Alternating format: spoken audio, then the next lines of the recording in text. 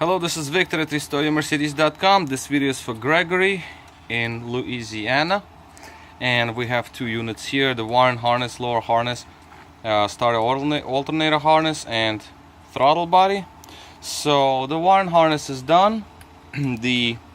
I do put on silicone here because Mercedes originally keep these plugs quite open and they're like under the vehicle. I don't know why they chose to do this, but no, I'll just drop a silicone on them just for a little bit of better seal. This one had this plastic, not plastic, like rubber cup, the cap, like sort of a cap, but still that's really not protecting it well because it was all cracked up. So the wire is down to their own length, so their proper length. There is a little bit of extra, just a little bit. So this is pretty much self-explanatory here. I mean, you got the whatchamacallit, this is the starter solenoid, the alternator positive cable, alternator activation cable.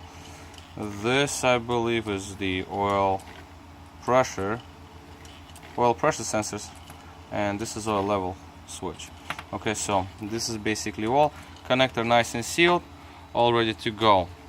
So put it back in the box here, and let's go to the throttle body situation. So this throttle has been energized for quite a long time now at this point.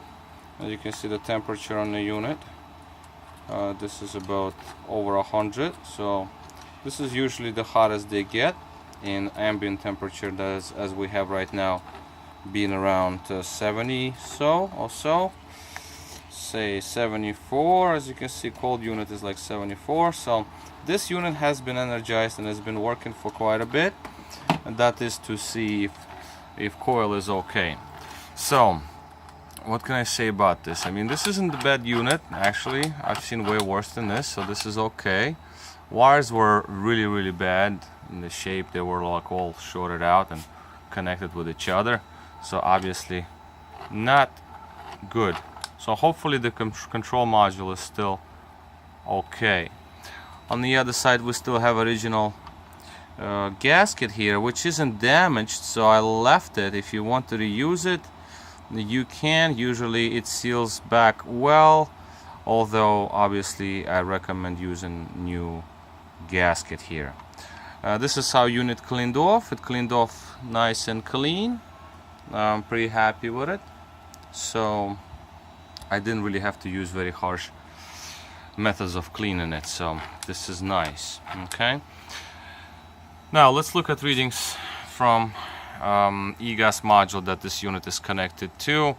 So basically, as usual, you know, on idle here, if it sits on idle, so we have our normal readings: 0.47, that's within the range, and 4.25, that's also within the range.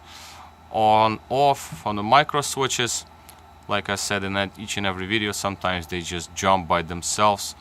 I don't know, it's something with the software. It happens all the time.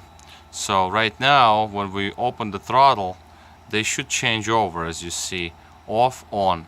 So that is the proper operation on how they supposed to operate.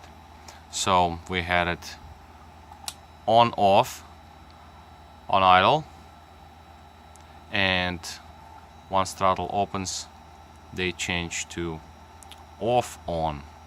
Now readings on top, as you can see, and see they just keep jumping. That's the way they are. So readings on top, wide open throttle, this is about right. They are not, it's not mirror image.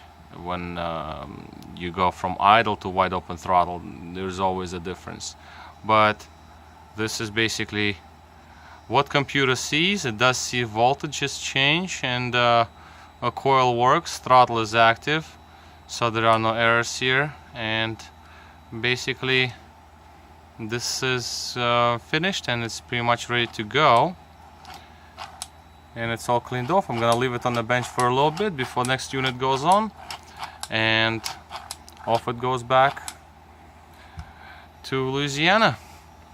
Alright, so this is all for now. I'll wrap this up, and yeah, this is Victor at RestoreYourMercedes.com. Thank you for watching.